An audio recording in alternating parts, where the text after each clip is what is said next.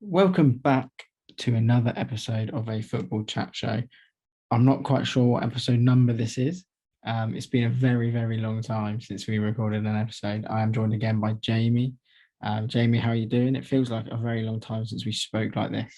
Yeah, no, it has been. And I like so much has changed in the Yeah, in in the everything, league, in everything. European, just everything really. In the world, a lot has changed, mate. Yeah, you make a good Let's be point. honest. Let's be honest. A lot has changed in the world. Boris Johnson was prime minister last time we recorded. No way, was he actually? I think That's he was. absolutely mental, isn't it? Well, there you go. That just tells you how long it's I been. think the Queen was probably alive. Yeah, she definitely was. So there you go. Yeah, Liverpool is probably the main talking point of this of the last couple of months. It's been a month, so when I say last couple of months, I'm not really that far off it, am I? No, not really. So there we go. I Yeah, guess I mean we had the international break as and well. the last United game we talked about was Arsenal. Or no, we talked before the Arsenal game. Yeah, we did talk It's been a before that. long time since that. You know, Um, still think of that game quite a lot because I don't know what Arteta was doing. It was very strange. yeah, They it was played a bit really weird. well, but just played like 7 yards higher than they should have done. Yeah. Um, I mean, to be fair, you did play better than them, yeah, so there's no shame in that. But then obviously, so since then you've only played two Premier League games, and it was Everton and City, and obviously the City one was. We'll get onto that later. Um, but Liverpool have played two as well since then, and one of them was the derby. Um, Yeah, so it's and, Everton, Brighton, three we've played since then: Everton, Brighton, um, and then yesterday. No.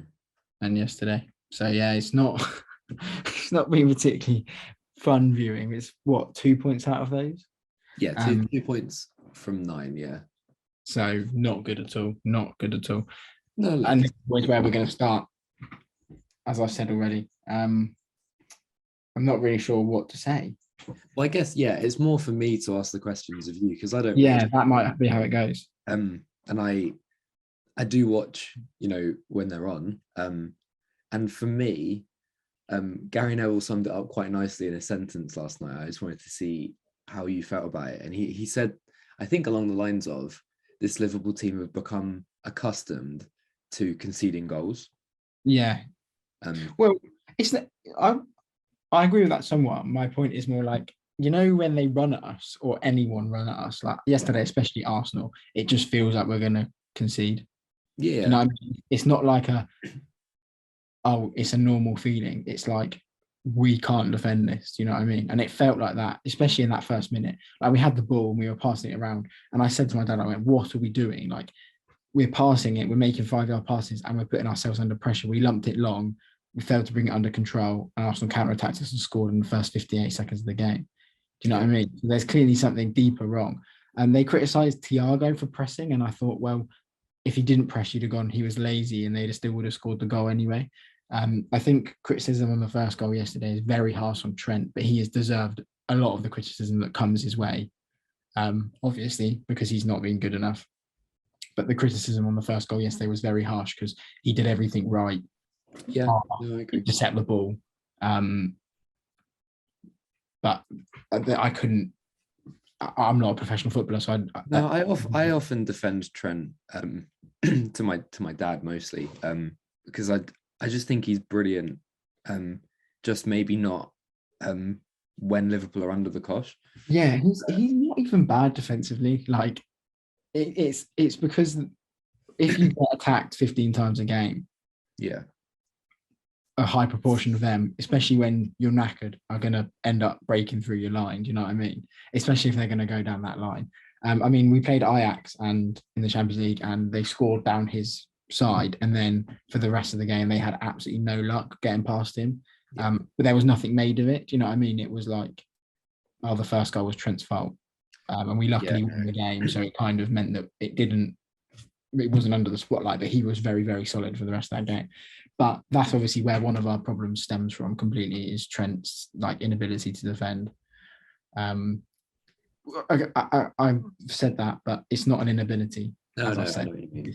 I think that he is fine defensively. But as I said, if you're going to get targeted 10, 15 times a game, it's eventually someone's going to break through the defensive line. Welcome to the Harry Maguire syndrome. Yeah, I think the biggest problem is confidence. Yeah, always. But it's not even in Trent, it's in everyone. It's in Joel Matip, it's in Van Dijk. Ironically, the best player, well, I think the most consistent player this season, one of them for us has been Tsimikas, and actually you can very rarely fault him when he plays. He's pretty solid defensively, and going forward he's up there for one of the best fullbacks going forward in the league. I don't know if you think, but no, I agree with that. Really effective. And then there's the confidence issue in players like Salah. Nunes obviously had it. I think yesterday was a turning point. Yesterday in Rangers has been a big turning point for that sort of confidence crisis. Really sharp yesterday. Really sharp. And I don't know if you watched the Rangers game, but in that game he was really, really, really good in that as well. He was offside a lot yesterday, but I think that was just Arsenal's really, really effective high line. And then there's a few issues, which is one of the glaring ones is Henderson is not good enough against teams of Arsenal's quality. If you match up the midfield, so we played two midfielders yesterday, and they were I think that's the problem though. But yeah, Thiago and Henderson was up against Partey, Odegaard, and Xhaka. And okay, Xhaka's not exactly like, we're not going to sit here and say Xhaka's one of the best midfielders in the world, but he's incredibly effective in that Arsenal system. But Partey and Odegaard are like very, very, very good midfielders in their own right, and both bring completely different things, which the Liverpool midfield yesterday didn't. Yeah, I think that's another confidence thing, because as you said, those three players, they're not world-class players, but they're so confident at the moment. Yeah. I'd never pick Thiago over any of them. Sorry, no, the other way around. I'd never pick any of them over Thiago. No. But the only one you maybe could argue a case for is Odegaard, because they played slightly different positions. If you're looking for a more attacking mind, Thiago does the defensive work, and it goes very underrated. Thiago's defensive work. He's really, really effective as like a second midfielder in a three. And especially in that 4-4-2 against Rangers, they were really good. Him and Henderson, they worked really well together. But yesterday, Henderson obviously just lost his head. And he was all over the place. He can't, he either plays like lovely 60, 70 yard passes that hit the feet of his intended, or he literally can't pass it 3 yards. Yeah. And yesterday was the latter, unfortunately. I mean, to be honest, the Brighton game is the most frustrating one, because I listened to it, because the last time I tried to get a stream, my computer just went, yeah, this isn't happening. And I thought, I'm probably don't want to like finish myself off. And then, so that was frustrating, because from what I understand, we actually played all right after conceding 2 goals. And then the Rangers game, we played really well, changed the formation, which was really nice to see, because Klopp has been a bit stubborn in terms of like. What do you make of Jurgen Klopp at the moment? I think Dortmund's CEO or chairman, I don't know who it was, said it a few years ago. He said, looking back on the Klopp thing, we should have changed all the players before we changed Klopp. And I tend to agree with that. If you look at the squad he inherited, and even if you look at the squad he has now, I think 8 players, a lot of them you'd go don't really get into many other Premier League teams, like especially top 16s. If we go Alisson, Van Dijk, Trent, Thiago, Salah, Diaz, and then it's an argument over Jota and maybe another one of the centre backs, and Robertson when he's on his form. But then if you look below that, you kind of go like, does Gomez make any of the other top 6 teams at the moment? Probably not.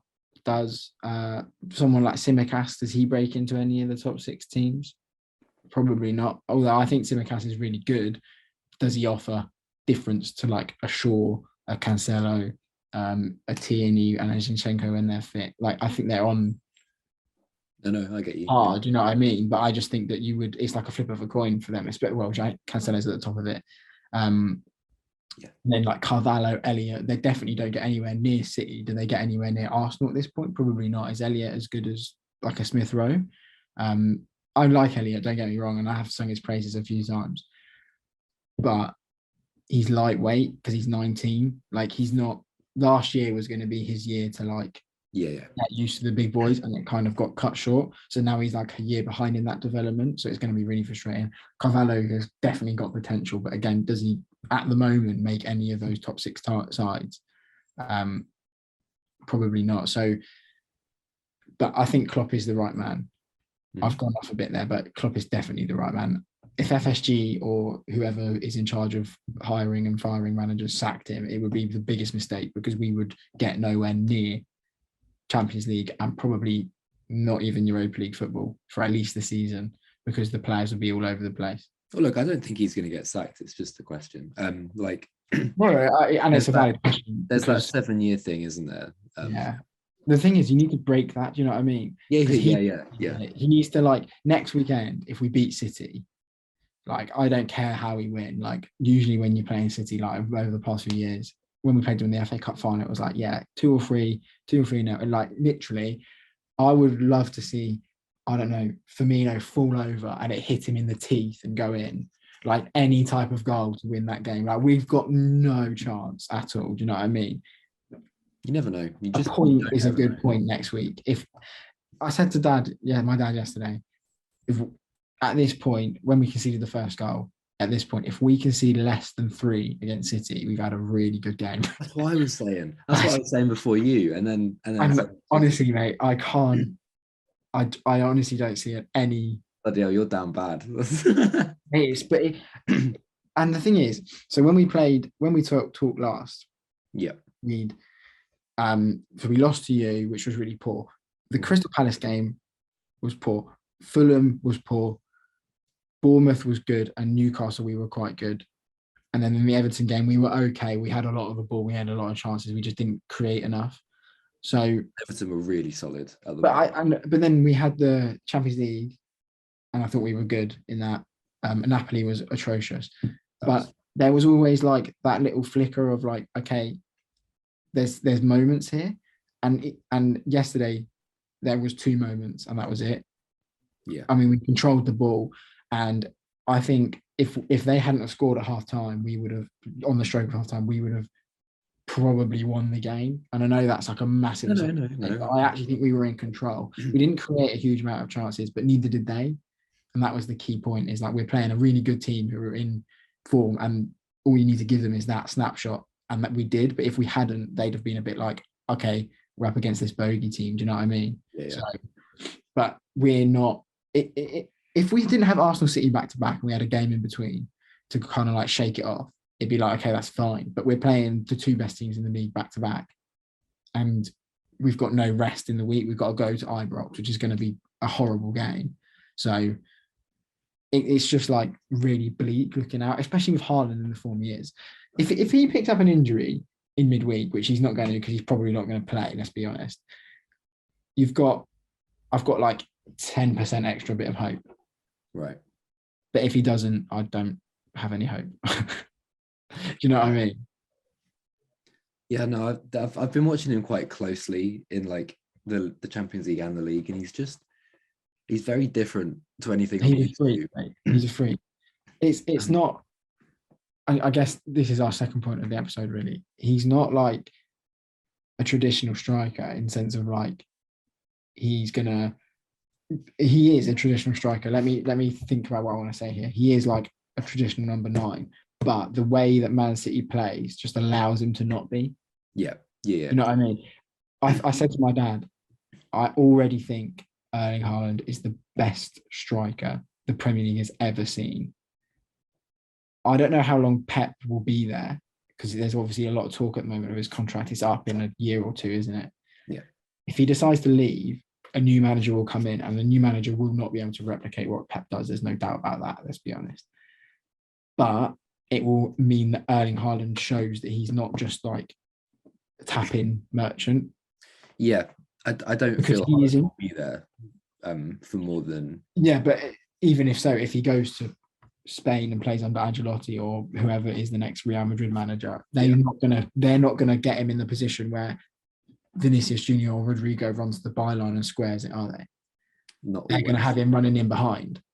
Yeah, and he can do that, but it's like he's allowed this like brilliant thing where Pep goes, we're going to play like this. So if you're in the 6-yard box, you will score. Yeah. Do you know what I mean? And that's all he needs to do because City are that good. Yeah, I mean, he's already. I mean, Dortmund don't play anywhere near the type of football that City do, and he was as effective there. Exactly. And Dortmund's whole thing is because of the way German football is like front to back really quickly, running in behind, and he was so effective there. So City were like, well, if we can get that plus have someone that just doesn't want to, like a Sterling or a Foden or a Mahrez who were playing the false nine last year, don't have that like instinct to go, the ball's going to land here. Yeah.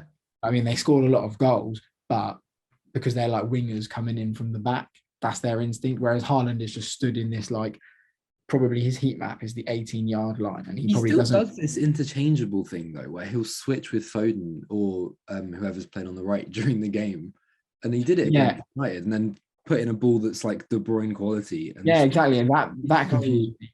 He's just so complete. It's not. It was a transition, wasn't it? Like the goal that Foden scored, the fourth one before half time, when it went and he went out wide, and it was just like, that's exactly why you signed Haaland. You know what I mean? Like a really strong, quick guy who, if he didn't have a pass that effective and he just put the ball in the box, Foden was still going to score. But he literally like landed it on his foot. You know what I mean? It was like outrageously good. I just couldn't believe what I was watching. I said to my dad, because we didn't actually turn it off at 4, which we would normally. I say normally because it happens often these days. But we watched past half time. I was just like, I've never seen a team this good play before. The only problem is, I don't want to like sound salty here, compared to Arsenal and compared to Liverpool of the last few years, it's a little bit boring. They score a lot of goals. When the goals are like 5 yards combined in a game. Prime Barcelona are really boring. They just pass teams to death and wait for you to open. And it is a boring to watch. It's not like, unless they get you in transition, which doesn't. When they got you in transition, it was like unbelievable. But they don't often have to do that because they don't not have the ball most of the time. So, and that is actually the difference between Liverpool and City, like over the last 5 years, and especially this year. Like Liverpool's whole thing, or like for a few years, was like, a lot of teams are going to give us the chance on the counter. And if you watch a lot of Liverpool's great goals, they're like front to back in 10, 15, 20 seconds. You know what I mean? It's the same with Prime United, isn't it? Like under Ollie, when you played really well, it was like transitions, wasn't it?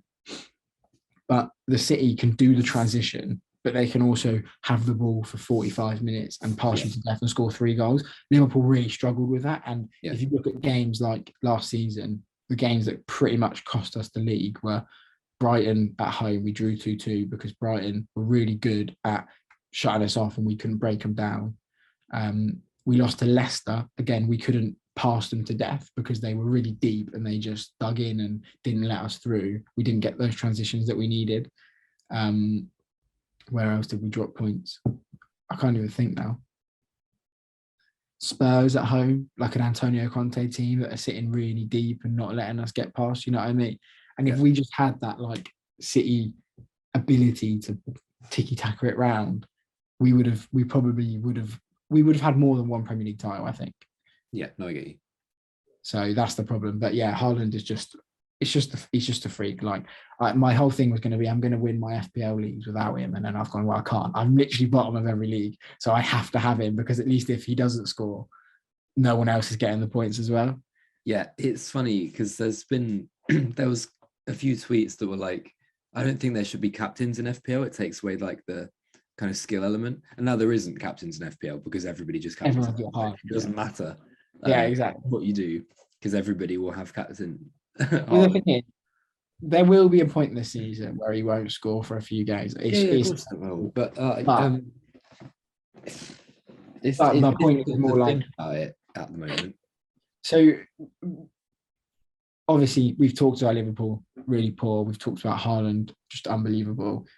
How many goals do you think he'll score this season? Because there's that projection, isn't there? If he goes on the same rate he is, plays the same minutes he has, it's like 63 goals in the league. Yeah, well, I don't think that will happen. No. But, I mean, It's October the 9th today, is it? 10th today. 10th today. You've got 20 goals in all competitions, and we missed a week. Yeah. And what, 15 in the league or something like that? Yeah. 14, 15, I'll go. Oh my God, that's so mental. This in the Premier League, if he doesn't break Salah's record, you've got to say he's had a bad no, come on. He's got, I mean, barring a leg break. He's got to score 17 goals in the remaining 28 games. Yeah, no, he'll do that. If he doesn't, that's really poor from him. He'll break that record. I wonder if there's that mental record from before the Premier League era, isn't there? That's like, I can't remember if is it 50 or something? It's when they used to play 44 games in the league. Yeah. Or 42 even. And it's just, I don't put anything past him at the moment. I'm almost looking at that Messi. So the record we've got is Alan Shearer, who scored in the 42 league games, was 34 by Andy Cole and Alan Shearer in 2 seasons back to back. Well, they'll do that. I'm genuinely, I'm beginning to look at that Messi 91 in a year record and thinking, not that hard for him, really. It's mental, isn't it? It is mental. I wonder what he's on for this year, actually, because obviously we're quite far through the year anyway. Yeah, he missed a few months at the start though, didn't he, with Dortmund? Yeah, true. Does it have to be? I guess it has to be January to January, doesn't it? Yeah, January to January. Well, but then there's like seasons, isn't there? So like Messi and Ronaldo quite regularly did like 70 goals all competitions in seasons alone. Because like Benzema had his first 50 goal haul, and it was like Ronaldo did it like 6 or 7 times at Real Madrid. Do you know what I mean? Yeah. So it's like, look, I think he'll break 60 all comps, assuming that they get through far in the Champions League. Yeah, well, every time I watch them, I just look at them and go, everybody else is playing to play them in the final. Yeah, who beats them? That's the question. I actually don't think anyone beats them. They beat themselves. This is the problem. Yeah. Chelsea shouldn't have beat them in that final, should they? Yeah, Real Madrid shouldn't have beaten them in the semi-final. Exactly. They beat themselves. Pep beats himself, let's be honest. But have you seen Peaky Blinders? No.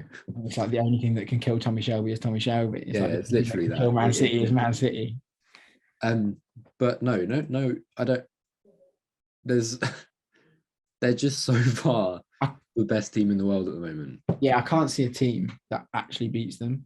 The thing is, at the end of it's all fun and games now, but at the end of the season, I'm going to start worrying about things like I can't be doing with quadruples and shit, man. Mate, it's ours was like, okay, this is mental, but if City don't, it's kind of like, well, what went wrong? They should win everything. Well, the only thing is it depends, doesn't it? Because their first Carabao Cup game is against Chelsea, so it depends how both managers look at it. Because I think they will have to rotate like properly at some point. Yeah. Well, be when do they though? Because Haaland's not going to the World Cup. Well, no, but like you're not going to risk him against like Barrow in the. But why not? Because they'll just snap him in half. They've got nothing to lose here. That guy's built like a brick, though, isn't he? I know, but he does get injured. He does get injured. This has happened before. So I don't think you'd want to play him against some. Just I'm only ever going to play Haaland once in my life. Watch this legacy. Yeah, I'm having him knee high. You don't want. So I don't see that happening. Yeah, yeah, it's a good point. But even so, his backup is Julian Alvarez. Yeah, no, he's really good. So he scores, or Cole Palmer, who looks really good when he plays.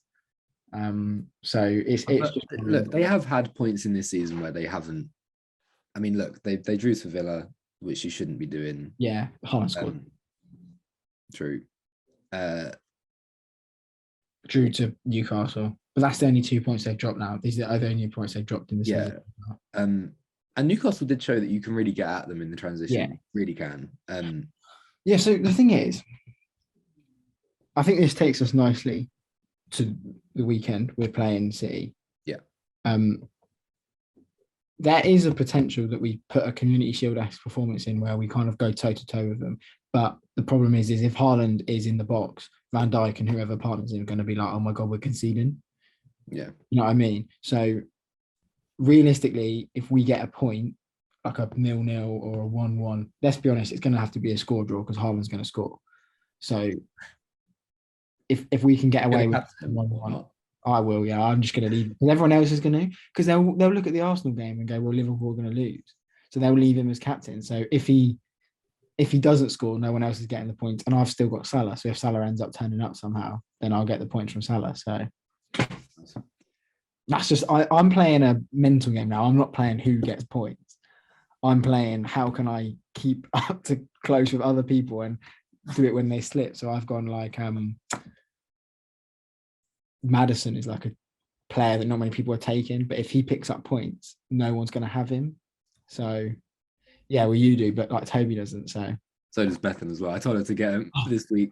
I told her to sell Saka for him, which was a good decision. Well, Saka got 2, didn't he? Yeah. So yeah. So okay, final part we'll go on today, and I want to finish it on a little surprise for you.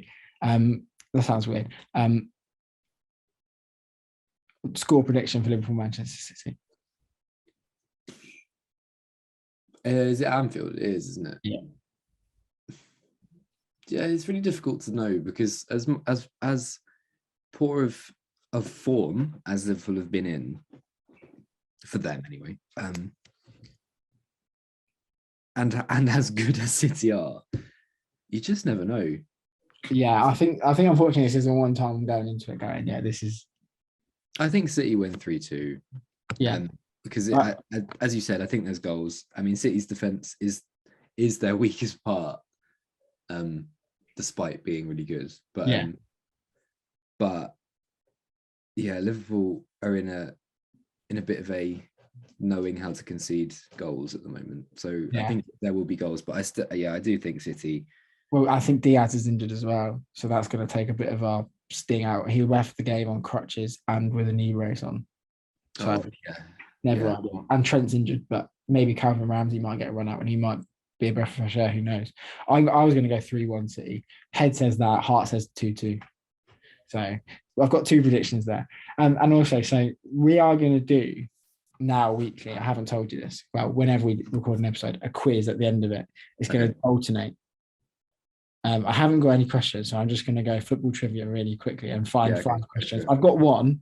Okay. Yeah. True or false. And then next week we will do it again, and I'll do it for you, 5 questions, and then the next time we do it, you do it for me. Yeah. Got you. So my first question is, I don't know. I like this one because I don't know if you're going to know it. All right. So, have Pierre-Emerick Aubameyang played with Ronaldo Nazario? True or false? Well, he played in France, didn't he? Before he went anywhere else, he was. Wasn't it with Lille? Was it with? He played in France. I don't know exactly who for. I think he played with Lille because I think there's pictures of him with Hazard, and I was like, "What the fuck?" Yeah, maybe.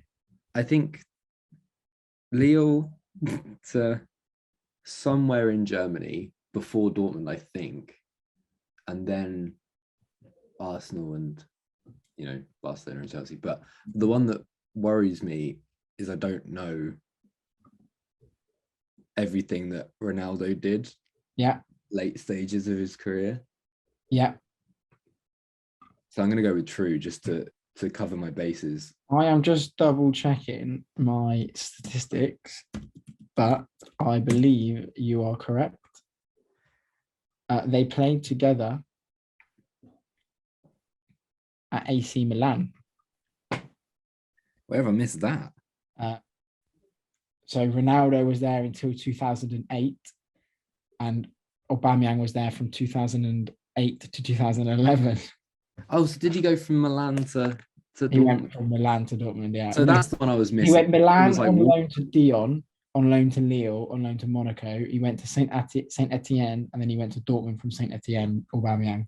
Oh, I did have Lille though. That's some ball. Yeah, that was some ball knowledge. There we go. And then we've got, okay, we're going to go with this. So you got 1 out of 5. Yeah.